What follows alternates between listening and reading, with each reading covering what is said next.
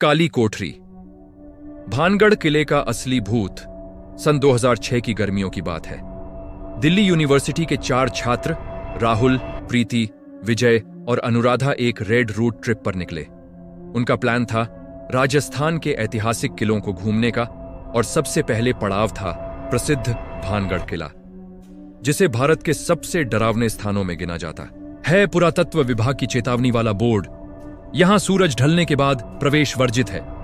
उन्होंने देखा पर अनदेखा कर दिया। शाम 5 बज चुके थे और अंधेरा घिरने वाला था। उन्हें लगा बस थोड़ी देर घूमकर चले जाएंगे। किले के अंदर उन्हें एक बूढ़ा चौकीदार मिला, जिसने कांपती आवाज में कहा, बच्चों, अंधेरा हो रहा है, यहां सिर्फ दिन में आना चाहिए। रात में यहां कुछ ऐसी आवाजें आती हैं और कभी कभी लोग गायब हो जाते हैं। राहुल हंसा, अंकल, हम आधुनिक युग के हैं, भूत प्रेत पर यकीन नहीं करते। उन्होंने उसकी बात नहीं सुनी और अंदर चले गए। किला विशाल था और खंडहर में तब्दील हो चुका था। हवा में एक अजीब सी सन्नाटे की गूंज थी। अचानक प्रीति ने कहा, सुनो, क्या तुम्हें किसी के रोने की आवाज सुनाई दी? सब चुप हुए। दूर से बिल्कुल साफ एक औरत के सिसकने की आवाज आ रही थी। विजय ने कहा, शायद कोई और पर्यटक है। पर जैसे जैसे वे आवाज की दिशा में बढ़े, आवाज और तेज होती गई।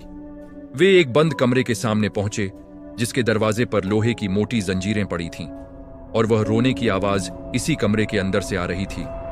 अनुराधा ने कहा, चलो यहां से चलते हैं, मुझे अच्छा नहीं लग रहा। लेकिन राहुल ने दरवाजे पर हाथ लगाया। जंजीरें ठंडी और जंग लगी थीं। तभी आवाज रुक गई। पूरा किला सन्नाटे में डूब गया। फिर अचानक जोरों का ठंडा हवा का झोंका आया और दरवाजे के पीछे से एक तेज चीख सुनाई दी, चले जाओ यहां से, नहीं तो मैं तुम्हें ले लूंगी। चारों का खून सूख गया। वे भागे, पर भागते भागते उन्हें एहसास हुआ वे उसी जगह घूम रहे हैं। गलियारे के बीच में वही बंद कमरा था। यह नहीं हो सकता, विजय चिल्लाया। तभी उन्होंने देखा एक सफेद कपड़े वाली औरत, लंबे बाल, जो हवा में तैर रही थी, दूर से उनकी तरफ बढ़ रही थी। उसकी आंखों की जगह सिर्फ काले गड्ढे थे। भागो, राहुल चिल्लाया। वे जहां थे उसके ठीक सामने एक सीढ़ी थी जो नीचे की ओर जाती थी। बिना सोचे समझे वे सीढ़ियों से नीचे उतर गए। नीचे एक तहखाना था, जहां हवा बदबूदार और गर्म थी। दीवारों पर अजीब निशान थे, जैसे किसी ने नाखूनों से खरोंचे हों। अनुराधा का फोन गिर गया और उसकी रोशनी में उन्होंने देखा एक कोने में हड्डियों का ढेर पड़ा था। मानव हड्डियां। हम यहां फंस गए हैं। प्रीति फूट फूट कर रोने लगी। तभी ऊपर से वह